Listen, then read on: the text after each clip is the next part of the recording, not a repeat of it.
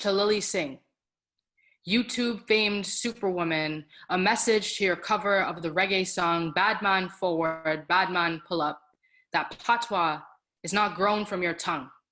It's planted. It's pulled from its home in a cage between your teeth where under the shade of your voice from a distance, not too close, it's just thrilling enough. It's heard, it's celebrated, not too much, not too boisterous, not too crass, because to the world you can wear the slang like a mask, and anything that's under a mask isn't as scary as the real thing. And I'm telling you, Indo and Afro-Caribbean people are the real thing. People from the Caribbean built what we have from the ground up, from the very ground our ancestors worked on, grew from. So when you talk like us, can you taste the dirt?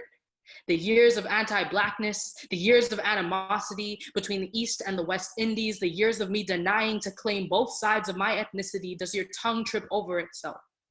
On all the opportunity you can gain from claiming it, from all the convenience. No need to take a walk in our shoes when you compliment them. You seek to steal them, walk a mile in them until you no longer find comfort, can no longer catch a check, and return them to us, a fragile representation of what we are, more than the shoes you wear to Carnival, Caravana, the hands that clean up all the glitter you paint yourself in, the hands that pave the way for the very road you walk yourself down. And it's cool.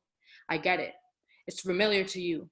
But I can promise you, nothing is more familiar than something you have had to hide from your whole life. Code switch between defended on two sides of a Caravana weekend to white saying it's better for the city if it's canceled this year. Let's save some lives. Meanwhile, they'll go listen to your song, watch your videos, stolen, refurbished reggae from the very celebrations they condemn. Please leave the music to us. The Caribbean is not your direct deposit slip, a way to cash in, catch clout. Please keep our earth out from your mouth. Pay attention to how you can make it a better place to be in.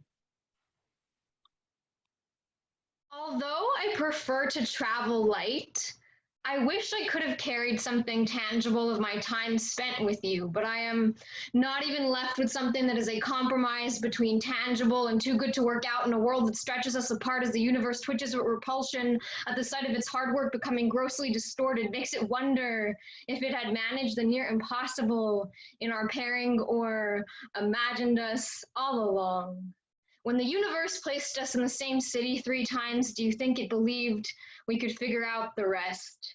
Do you think its eyes caught fire when it saw us break its trust? The universe, still in denial, screams to its alternates, dreams we can still work out somewhere, but when my memories of you are the closest things I have to tangible, I refuse to stain them with fantasy. Instead, I remember the picnic table outside the first hostel, the beanbag chairs in back of the next, the bench at Wellington Harbor, how each long chat felt more like walking home.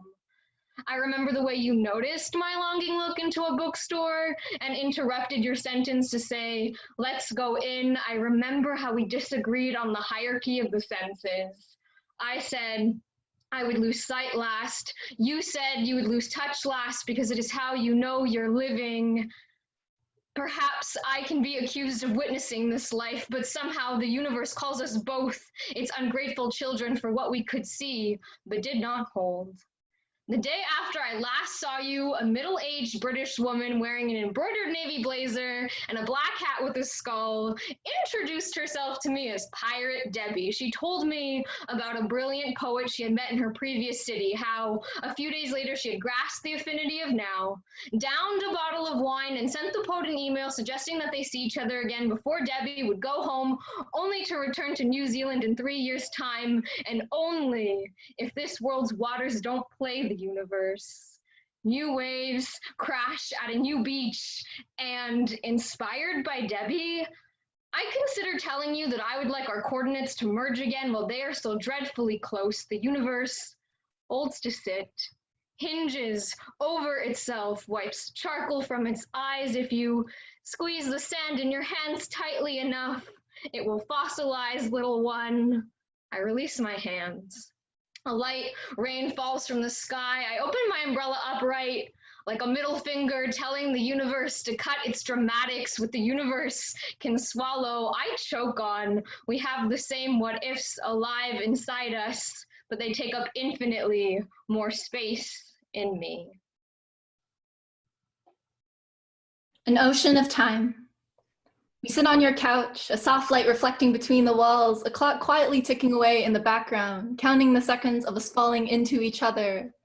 Seconds that can flow by as expected, like a familiar stream, or trickle through my fingers more quickly, vanishing between the cracks before I'm able to taste the water, and sometimes jump, sailing through the air like the jets in mall fountains, skipping entire minutes and days.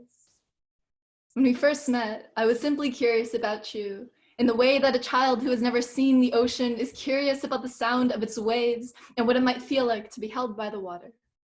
Now, after having danced in the rain, I've discovered I have a taste for the salt of the sea.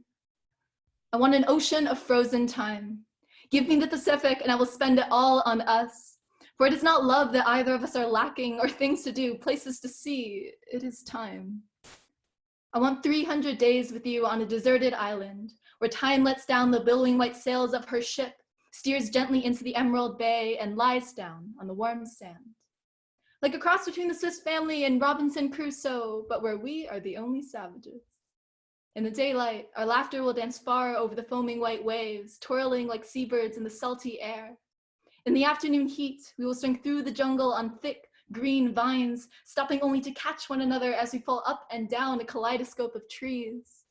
At sunset, we will sit together on the rocky outcrops over the ocean and watch, mesmerized, as a half circle of liquid gold dips down into the horizon and our hearts form shadow puppets against the backdrop of the limestone cliffs. At twilight, we will lie on our backs out on the open beach, breathing in the calm of the cool summer winds and watch the stars winking at us through a tapestry of darkening blue. And when the crescent moon finally climbs up the celestial ceiling and shines down overhead, we will hike back into the canopy and spark a fire with nothing but the touch of our fingertips. Breathing in the crackling flames, we will sit back and watch tendrils of soft gray smoke curl up into the chilly night air while our voices shape every story. Then, just before the moon slips back down into the water, I will remove every inch separating me from you. But we are not children running hand in hand over uninhabited sands, and Crusoe's canoe would be shattered by the force of the cargo ships that sail our seas. The oceans of this world do not freeze, and carried we are by the currents of the modern world that sweep with an unstoppable force through lecture halls, that swirl in eddies in the stale air of examination rooms, that deliver hurricanes that devastate our carefully crafted cities. So we take what we can spare. In the little moments between times, we send off paper notes in glass bottles and watch them travel up and down over the waves until they disappear past the horizon. In the quiet evenings, we drift down winding rivers until we find ourselves floating in a lagoon of hushed voices, entangled by the invisible threads of a telephone. And somehow, from the smallest spring, blossoms a rose.